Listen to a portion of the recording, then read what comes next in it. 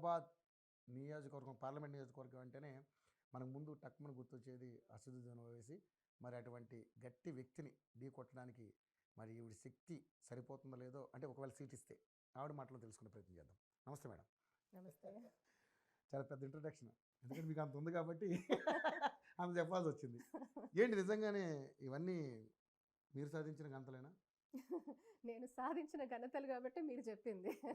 అంటే మీరు ఒక జర్నలిస్ట్గా, ఒక సీనియర్ జర్నలిస్ట్గా డెఫినెట్గా నాకు తెలిసి ఒక మనిషిని పరిచయం చేస్తున్నామంటే మనం వాళ్ళ గురించి క్షుణ్ణంగా తెలుసుకొనే, వాళ్ళ క్రెడెన్షియల్స్ తెలుసుకొనే మీరు పరిచయం చేస్తారు కాబట్టి మీరు పరిచయం చేస్తారు. దానికి మీకు ధన్యవాదాలు. Thank you, thank you. So ఏంటి మేడం, ఎందుకంటే ఇప్పుడు బీజేపీ మామూలుగా టార్గెట్ పెట్టుకుంది 17కి 17 అని అన్ని పార్టీలు అంటున్నాయి, బీజేపీ కూడా అంటుంది. సో అటువంటి అవకాశాలు ఉన్నాయంటారా ఇప్పుడు ప్రస్తుతానికి మీకున్న సమాచారం ప్రకారం? ఖచ్చితంగా అండి. ఎందుకంటే ఈరోజు నరేంద్ర మోడీ గారి నాయకత్వంలో, వారి సారథ్యంలో భారతదేశం అంతా కూడా ఈరోజు ప్రపంచ గర్వించదగ్గని దేశం ఏదన్నా ఉంది అంటే ఆ అగ్ర నాయకత్వం కూడా, అంటే ఇంతకుముందు మనం ఏదైతే అగ్రదేశాలు అని మనం చెప్పుకుంటున్నామో వాళ్ళు సైతం భారత్ మహాన్ హే, అది మన భారతదేశం ఒక గొప్పదనం, భారతదేశం ఒక విశిష్టత కూడా వాళ్ళు కూడా కొనియాడుతున్నారు. అంటే ఆ స్థాయికి భారత్ని ప్రపంచ పటంలోకి మనకంటూ ఒక ప్రత్యేక స్థానం అనాదిగా ఉంది. మరీ ముఖ్యంగా భారతీయ జనతా పార్టీ వచ్చిన తర్వాత మా పీరియడ్లో మేము సాధించిన ఏవైతే విజయాలను కూడా, విజయ పరంపర, విజయాలంటే ఇక్కడ ఏంటంటే ప్రజలను ఉద్దేశించి, ప్రజల కోసం, ప్రజల కొరకు, కేవలం సర్వస్వం ప్రజలే, ప్రజా సంక్షేమం కోసమే ఆరాట పడుతున్న ఏదైనా ఒక పార్టీ ఉంది అంటే అది భారతీయ జనతా పార్టీ. జనం కోసం ఆలోచించి సంక్షేమం వాళ్ళకి అందించాలి అనే ఆలోచన తప్ప మరి ఇంకే ఆలోచన లేని పార్టీ కాబట్టి డెఫినెట్గా మేము అందించిన ఎన్నో ఫలాలు, ఎన్నో స్కీములు అది క్షేత్రస్థాయి వరకు అందించాలని మా పార్టీ ముఖ్య ఉద్దేశం కూడా. మొట్టమొదటి వ్యక్తికి ఏదైతే ఫలాలు అందుతాయో చిట్ట చివరి వ్యక్తికి కూడా ఆ ఫలాలు అందాయి అని మన కళ్ళ ముందు ఎన్నో నిదర్శనాలు ఉన్నాయి. దానికోసం తప్పకుండా మరొకసారి మనం పూర్తిగా స్కీమ్స్ని కూడా మనం చేద్దాము. ఈరోజు ఏవైతే కేంద్రం నుంచి మేము తీసుకొస్తున్న అన్ని స్కీమ్స్ ఏవైతే ఉన్నాయో క్షేత్రస్థాయిలో ప్రజలకి అందుతున్నాయి, ఇంకా అందుతాయి. ఈరోజు రేపొద్దున మా సుపరిపాలనలోనే ప్రజలు దేదీప్యమానంగా కూడా అందరూ సంతోషంగా ఉండే అవకాశం ఉంది కాబట్టి తప్పకుండా ప్రజలు బ్రహ్మరథం పడుతున్నారు. అండ్ మరీ ముఖ్యంగా పీపుల్ హ్యావ్ కాన్ఫిడెన్స్ ఇన్ మోడీజీస్ రూల్. వారు ఏదైతే చేపడుతున్నారో వారు కేవలం కూడా వారి జీవితం మొత్తం కూడా ప్రజా సంక్షేమం కోసం అంకితం చేసిన ఒక మహనీయుడు. అలాగే పార్టీలో కూడా ఎంతోమంది, అంటే మనకి తెర మీద కనపడుతున్న వాళ్ళు కొంతమంది అయితే తెర వెనక పనిచేస్తున్నామండి, ఎంతోమంది కార్యకర్తలు, భారతీయ జనతా పార్టీ కార్యకర్తలు కూడా నేను ప్రస్తావించాలి. వాళ్ళందరి ఒక డెడికేషనే ఈరోజు ప్రజల వద్దకు మమ్మల్ని తీసుకెళ్లడము, ప్రజల వద్దకు సుపరిపాలన తీసుకెళ్ళడానికి భారతీయ జనతా పార్టీ కార్యకర్తలు కూడా అంతే తోడ్పడుతున్నారు. కాబట్టి డెఫినెట్గా డెడికేషన్ ఉంది కాబట్టి ఇందులో పూర్తిగా నిస్వార్థ సేవకులు కాబట్టి ప్రజాసేవే మాకు లక్ష్యం కాబట్టి తప్పకుండా ప్రజలు మనస్ఫూర్తిగా మనస వాచా కర్మేణ మమ్మల్ని ఆశీర్వదిస్తూనే ఉన్నారు, ఆశీర్వదిస్తూనే ఉంటారు. ముఖ్యంగా చూసుకుంటే బీజేపీ లీడర్ అంటేనే ఒక మతతత్వానికి సంబంధించిన ఒక మతతత్వ పార్టీ, మతాన్ని ప్రోత్సహించి ఒక హిందూయిజాన్ని భుజాన మోసుకెళ్లే క్యాండిడేట్గా మన అందరూ అభివర్ణిస్తారు. అటువంటిది అత్యంత ముస్లిమ్స్ ఫాలోయింగ్ ఉన్న నేతగా మీకు కూడా పేరు ఉంది. ఆ ఏరియాలో నిజంగానే మరి మీ ఉనికి ఏ విధంగా చాటుకోవాలనుకుంటున్నారు? ఎందుకంటే అక్కడ ఉన్నది అసదుద్దీన్ ఓవైసీ. ఒకవేళ నిజంగా మీకు సీట్ వస్తే ఏంటి పరిస్థితి ఎలా ఉండబోతుంది? అంటే రవి గారు ఇక్కడ ముఖ్యంగా ఏంటంటే అన్నిటికీ అతీతంగా it's a human connection, it's a human touch. ప్రతి మనిషికి కూడా ఒక ఎమోషనల్ కనెక్షన్ అనేది ఈరోజు మనం ఎక్కడా అది ప్రస్తావించట్లా. నాయకులు, ఓటర్లు, పొలిటీషియన్స్, ఓటర్స్ అనే మాట్లాడే దశ నుంచి మనం మనుషులం, మేము ప్రజా సేవకులం. సో నా గురించి మీరు అడిగారు కాబట్టి నేను ప్రజల్లోకి వెళ్ళినప్పుడు ప్రతి మారు కూడా ఒకటే అంటే నేను ప్రజా సేవకురాల్ని, నేను మీ సేవకురాల్ని. కాబట్టి ఆ హ్యూమన్ టచ్, ఆ ఇమోషనల్ కనెక్ట్ అనేది నాకు ప్రజలతో ఎప్పుడూ ఉండాలి.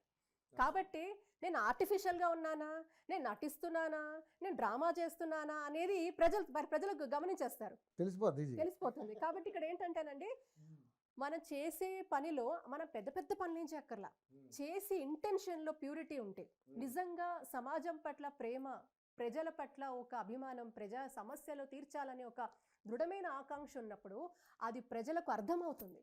And if we have that confidence, నేను అట్లా ఎన్నో సమస్యలు నేను తీర్చాను కాబట్టి అక్కడ ఏంటి ఒక ఆర్డినరీ యమునగానే వెళ్ళాను.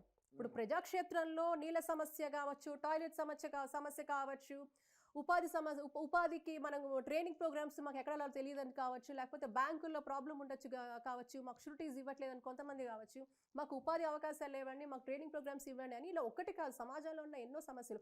హాస్పిటల్స్కి వెళ్తే వాళ్ళకి సరిగ్గా ట్రీట్మెంట్ ఇవ్వలేని పరిస్థితుల్లో కార్పొరేట్ హాస్పిటల్స్ ఎలా దోపిడీ చేస్తున్నాయి. కాబట్టి ప్రభుత్వ హాస్పిటల్స్ పనితీరు ఎలా ఉండాలని క్వశ్చన్ చేయడంలో కానివ్వండి, ప్రైమరీ హెల్త్ సెంటర్లో ఎలా ఉండాలి, మీ హక్కులు ఏంటి, మొదటగా మనం ప్రజల్ని చైతన్యపరచాల్సింది. వాళ్ళని మనం బానిసలు చేయకూడదండి, వాళ్ళకి వాళ్ళ హక్కులు చెప్పగలగాలి.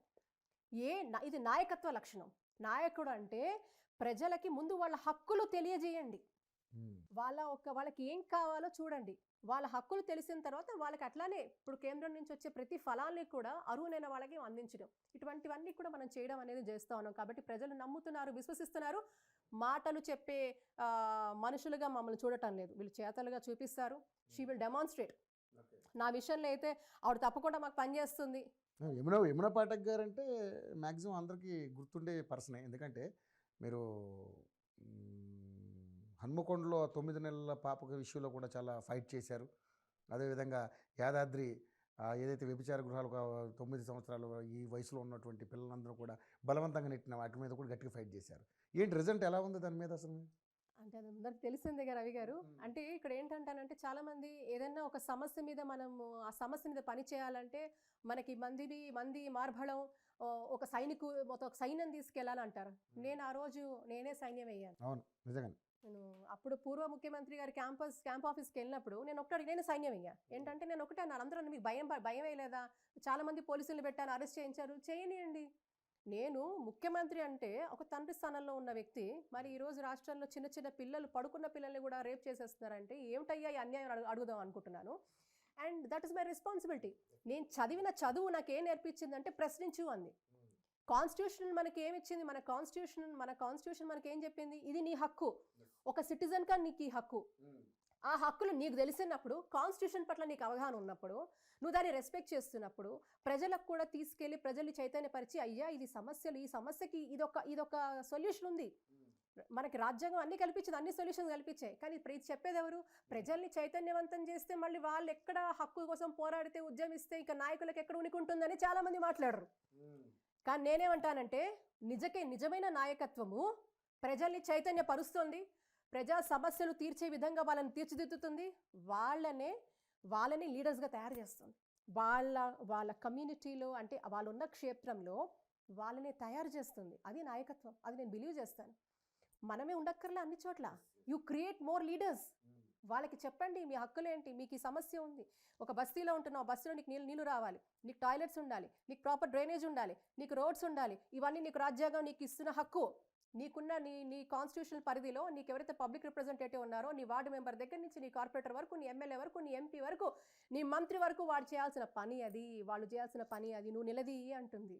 వాళ్ళే మనం ఏమన్నా దేహాన్ని అడుగుతున్నాం, వాళ్ళకి మీరు చెయ్యాలి, ఎవరు భిక్ష ఎట్లా అది తెలుసుకోవాలి, అది చైతన్యపరచాలి. అది నేను చేస్తుంది. అది నేను ప్రజల్ని డిపెండెంట్గా ఎప్పుడు చూడండి, వాళ్ళని చైతన్యవంతులుగా చేసి మీరు ప్రశ్నించండి, నేను ఉంటాను, నేను ఫేస్ చేస్తాను కాన్సిక్వెన్స్, మీరు అడగండి అంటాను. నేను వాళ్ళని తయారు చేస్తాను. కానీ మనం ఏదో నాయకులు అయితే మన ఎంబడి ఇంతమంది ఉండాలి. No, create more leaders with vision. ప్రజలకు కూడా విజన్ ఉండాలి. అదే నేను చెప్పేది.